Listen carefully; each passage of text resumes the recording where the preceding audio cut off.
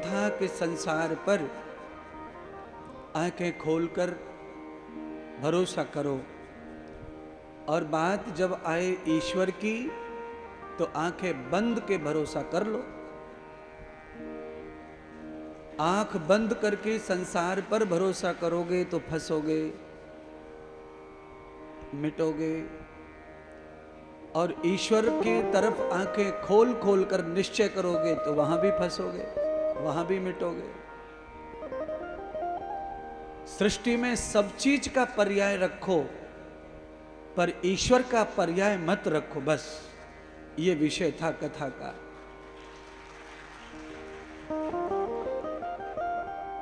मैंने कहा कि पर्याय के रूप में ये पूरा संसार ही एक पर्याय है हमारे जीवन का।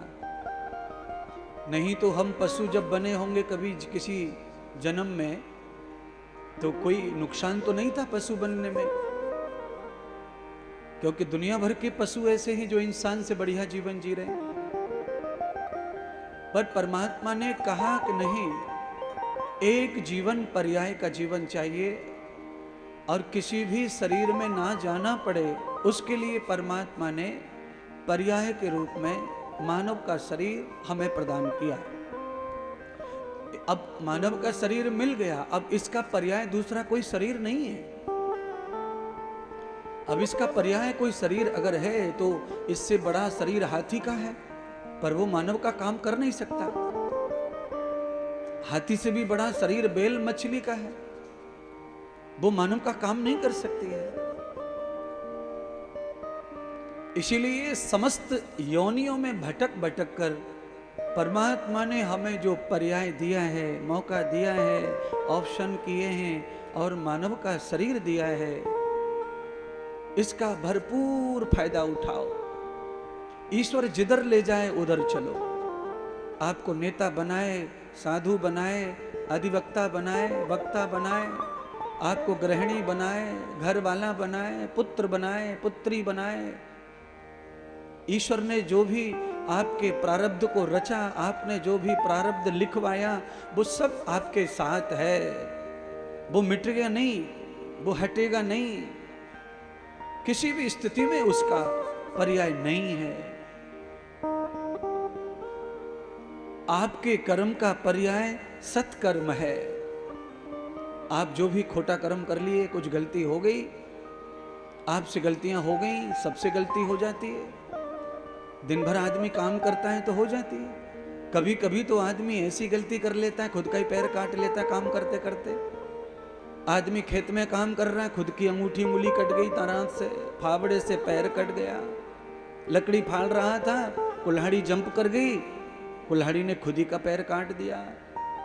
अब क्या करोगे बताओ?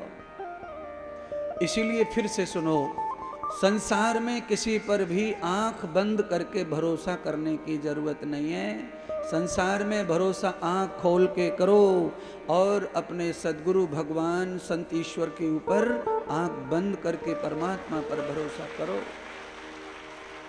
यहां नुकसान कुछ नहीं होगा।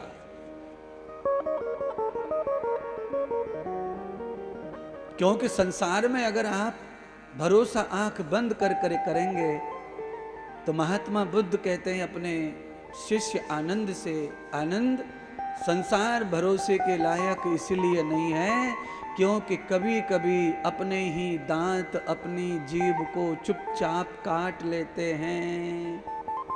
दांत भी अपने, जीभा भी अपनी।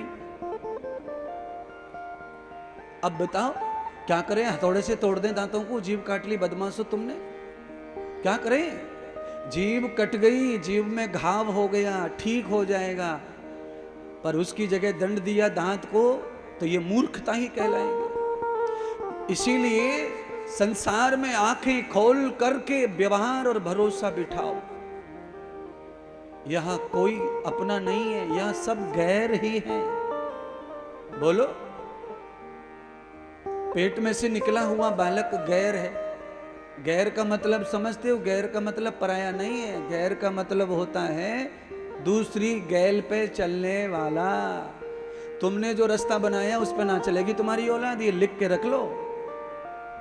चाहे तुमसे अच्छा जीवन जिएगी, तुमसे भी ज्यादा सदाचारी हो सकती है, पर तुम जो रास्ता चुनते हो उस पे औलाद नहीं चलती है।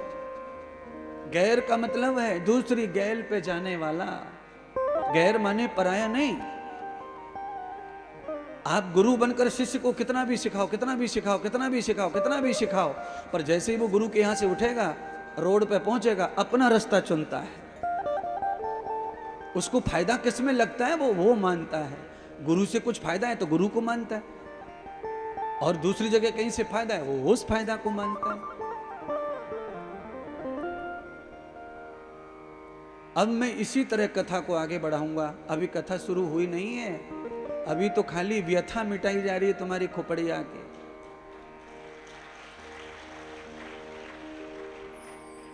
क्योंकि हमारी परंपरा कैसी है?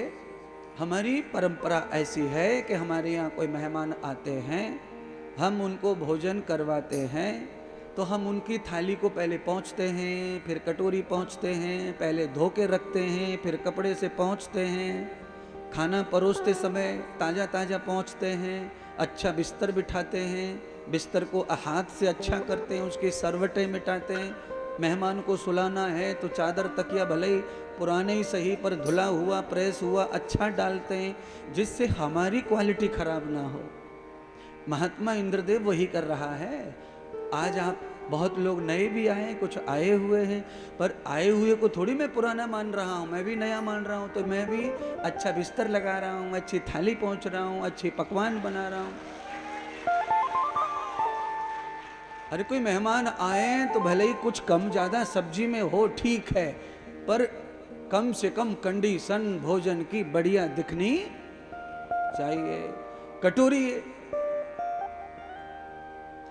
कुछ लोग इतने बेढंगे होते हैं कि मेहमान तक थाली आती है ना, तब तक पूरी थाली को सबरो आइटम थाली में मिक्स, दाल झलक गई, रायतो झलक गो, आलू की सब्जी झलक गई, सबरी बूंदी और सबरी खीर मिक्स घूम रही है थाली में, ऊपर कटोरी रखी है।